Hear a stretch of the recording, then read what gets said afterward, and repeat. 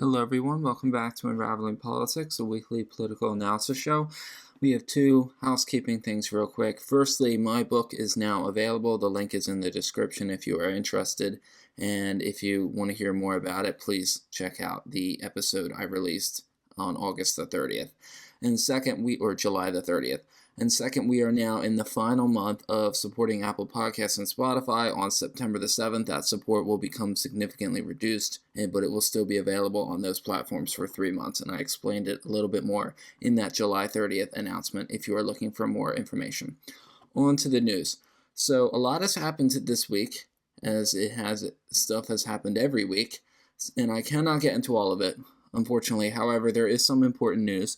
We will start with the political situation in Texas, then we will move on to the tariffs, and then to the war in Ukraine, which is our main story for the week. And then I will leave you with 2028 election, and then talk a little bit about Israel taking over Gaza City, and then I will leave you on your merry way. So you may have heard about the situation in Texas, about trying to redraw the congressional maps. I don't have time in this episode to explain what that means, so if you don't understand, I will have to leave you to discover that on your own. They are trying to redraw these maps, which is legal, but I do not support, and I'll explain why. Basically, the long and short of it is that a new map would give Republicans a couple extra seats for certain. The amount is uncertain. It will definitely be at least 2, I've heard, maybe up to 5. The new map is subject to election in 2026 if it gets passed. This would obviously give Republicans a better chance at holding on to the House. Alone, that will probably not be enough, but it certainly is possible. And to help narrow the Democrats' what would be their majority. The Texas legislature was going to vote on it, and Democrats in the state house, they left the state to deny members the quorum to vote on the map. So basically, the legislature is completely stalled, and they can't do anything until the Democrats return. It's a political stunt for sure, and it's one they've done before, but that I fully support.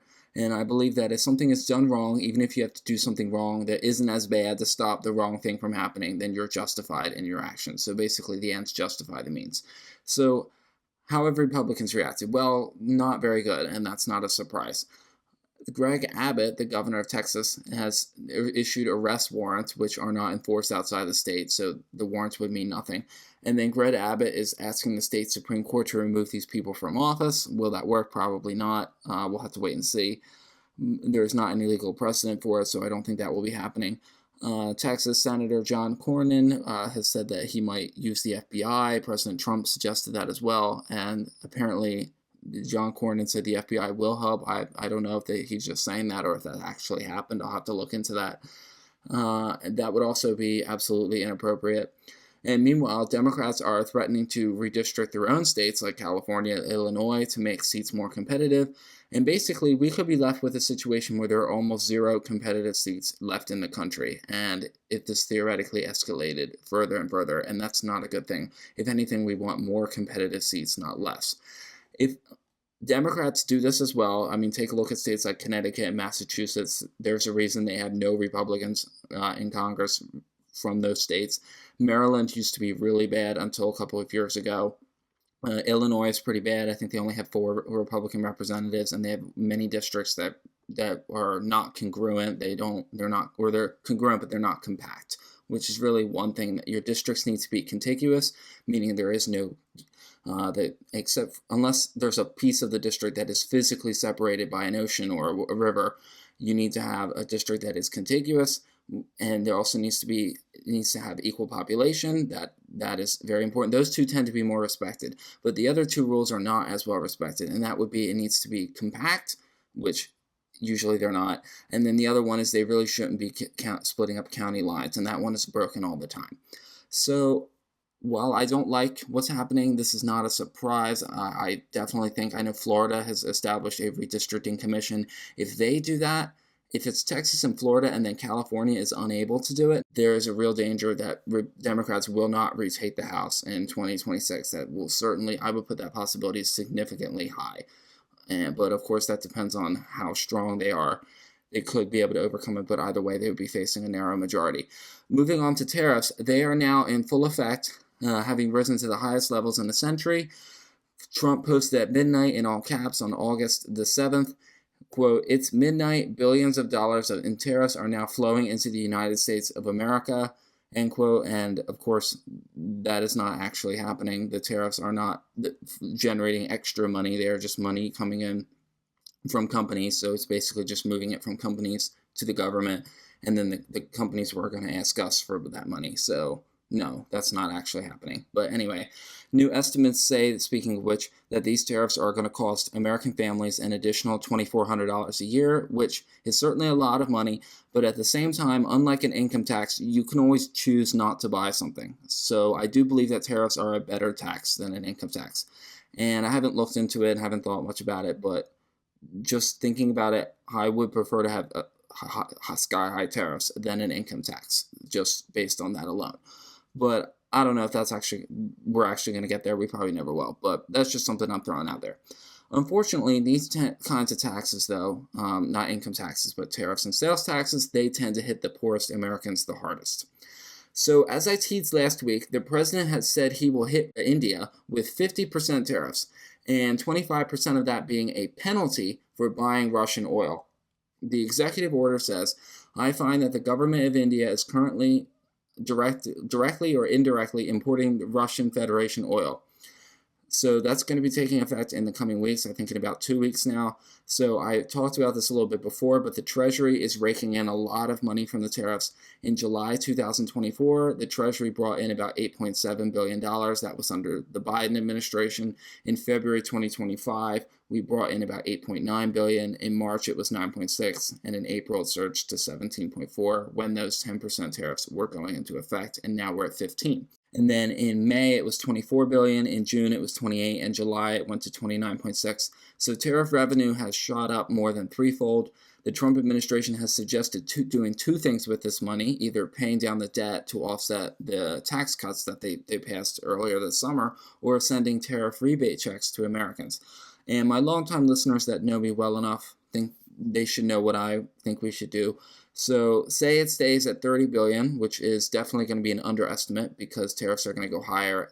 That would be $360 billion in revenue for the whole year, and that's a lot of money. That would nearly pay down the tax cuts. However, income and sales tax will also take a hit because higher prices will make Americans spend less money, so that will probably be offset. How much, I'll leave that up to the experts to figure out. At the same time, the poorest and middle-class Americans don't get most of the tax-cutting benefits. They get about 20% of them. And the people that spend most of the money are these middle and poorer Americans. So in actuality, we don't really see that much growth from these tax cuts. So I expect the economy still to take a hit, as economists have predicted for months. So as for the court case, there's a court case apparently against the Trump administration.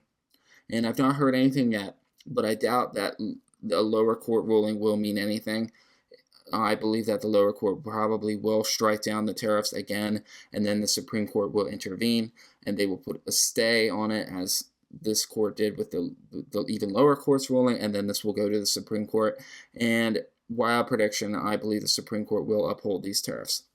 So basically that we'll have to wait and see, but that is what I'm saying at the moment. And I was talked a little bit about Ukraine earlier, and speaking of Russia, this is our main story of the day.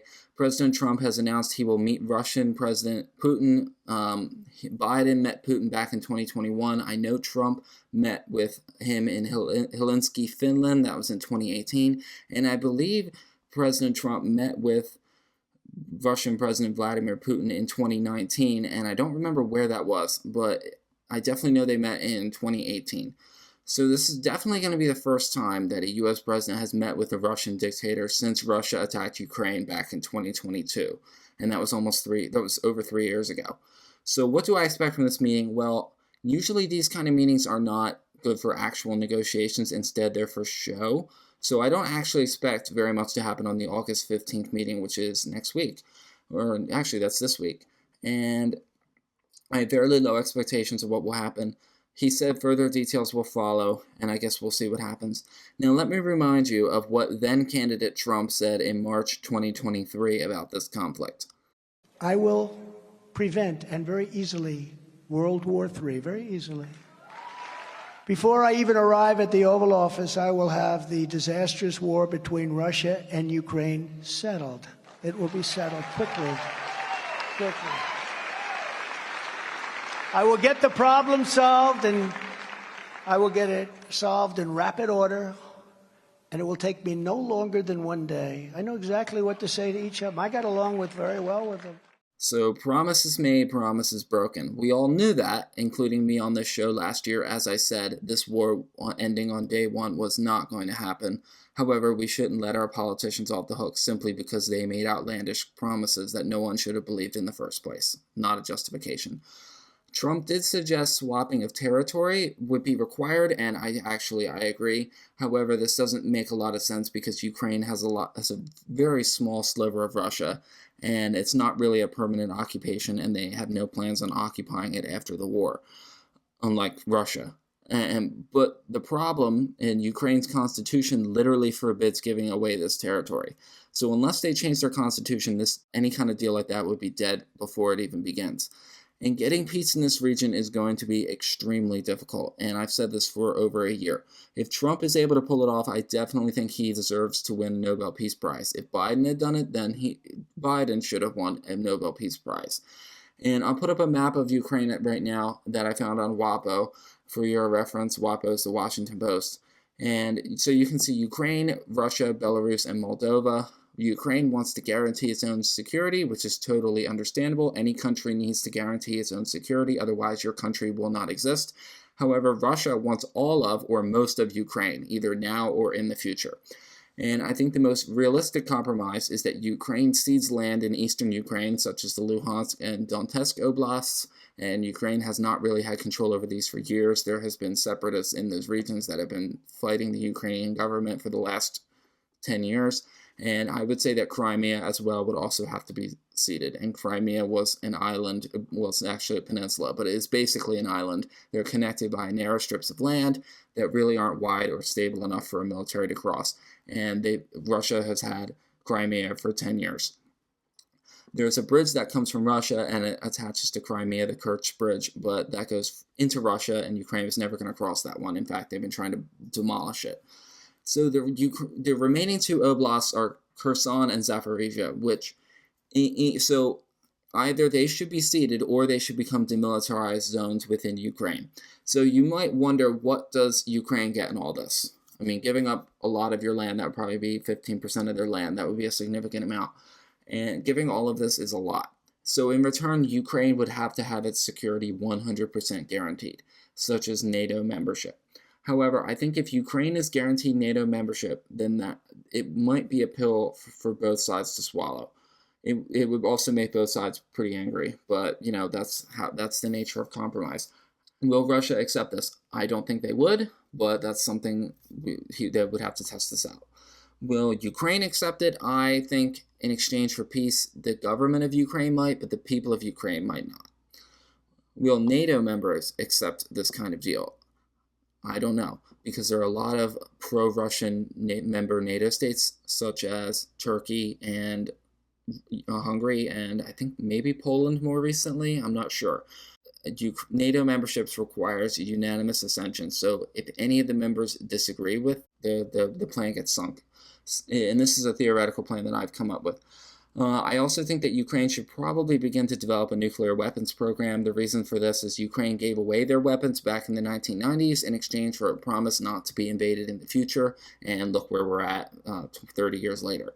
And I definitely think, of course, all prisoners of war should be returned, any hostages should be returned, anyone living in the soon-to-be occupied areas of Russia needs to be allowed a safe passage to return to Ukraine. And lastly, this is probably the most important part, is Ukraine needs to hold a free and fair election to agree to these terms. And I would normally say that Russia should also hold a free and fair election, but we know that's not going to happen, so not even going to bother talking about that. And this, of course, would not be able to happen in the occupied areas. So it would be tough to say if this has a democratic mandate from the people. So there's still problems there.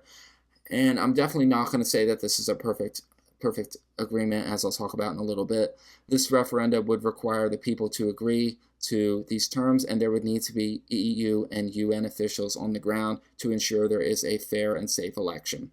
Then there's also, before that deal can go in effect. And of course, there has to be a ceasefire first. There's also a bunch of other things, such as rebuilding Ukraine. That's probably going to take trillions of dollars. American military bases in Ukraine, which I'm personally opposed to, but I have a feeling our politicians are not.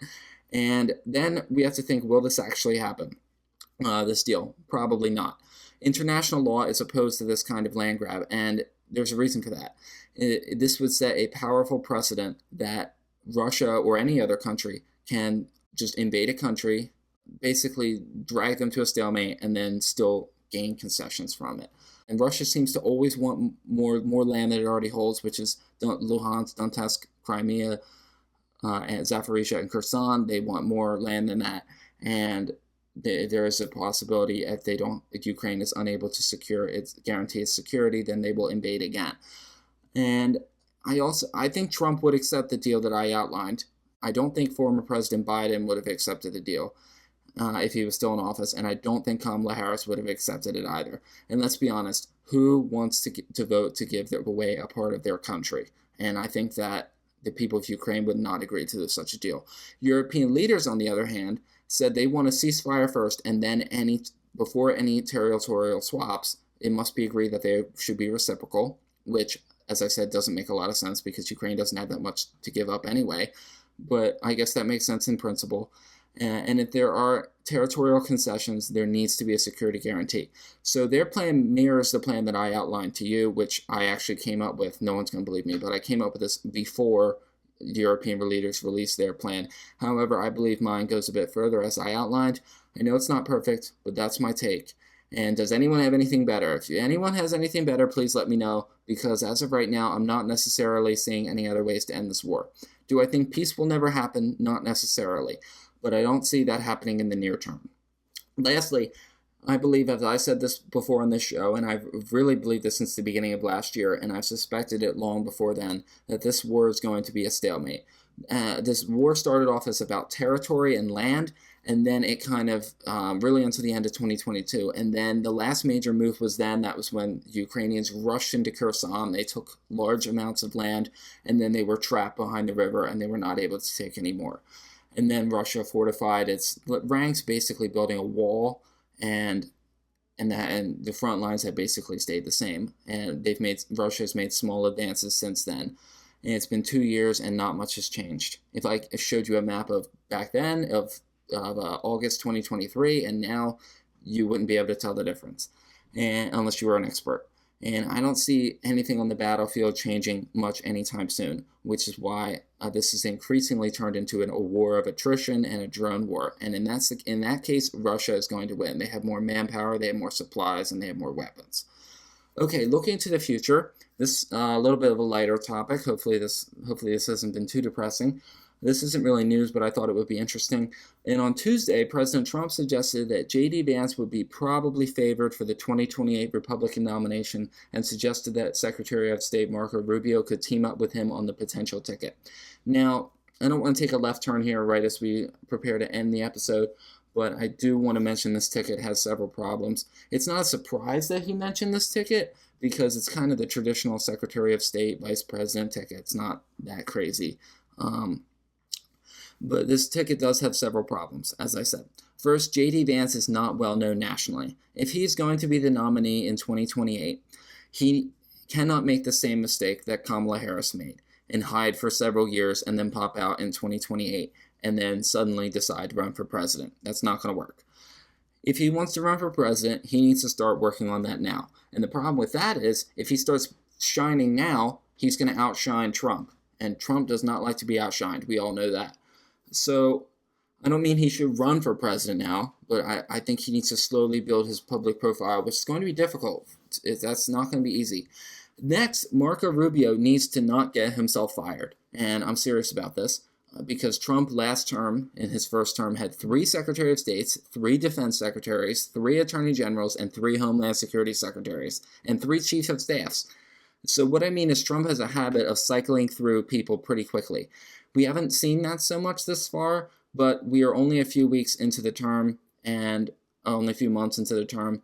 And then next, Marco Rubio's record is going to be a bit of a problem, because in 2013 he supported illegal immigration reform, and it would have created a pathway for citizenship. And it passed the Senate, it did not pass the House, so therefore it was never passed into law. As a vice presidential pick, this is not a bad thing per se, because he could add some balance to the ticket, maybe add some experience and attract some moderates. However, I think he could alienate some of the base because of the immigration reform from what will be at the time 15 years ago. So this administration, if this administration becomes very unpopular, like the failure administration that came before it, which I think is highly likely, then this administration-centered ticket is not going to do very well. Just ask Kamala Harris and Hillary Clinton. Lastly, neither Vance nor Rubio are from swing states, so there's very little geographic advantage here. Say the nominee for president for the Democrats is Josh Shapiro, which I think has a fairly high chance. He's the governor of Pennsylvania. And as a PA resident, that I can pretty much guarantee you that means that Pennsylvania would be gone. There would be very little chance that that Vance or Rubio would be able to make a play for Pennsylvania. I would say that even if Vance wins comfortably, he would struggle to win Pennsylvania, and they would have to pour a lot more resources into it. So basically, for all intents and purposes, Pennsylvania would be gone. And generally, Democrats don't do two white men anymore for some reason, although Shapiro is Jewish, so I don't know if that still counts. I'm not really in the know about that, but let's just say that he is still a white man. Then I would say that if Josh Shapiro picks somebody like Raphael Warnock, who's the senator from Georgia, the progressive senator from Georgia, then Republicans would have to put up a fight in Georgia as well. They might still win, but they would struggle. And that would basically leave Republicans having to battle in Michigan, Wisconsin, Arizona, North Carolina. And they would have to win every single one of them. And in this scenario, it would be very difficult for Pennsylvania, Michigan, and Wisconsin to not vote together. They've done it every election since 1988. And if all of those Rust Belt states go, then the election is over. So that would be game over.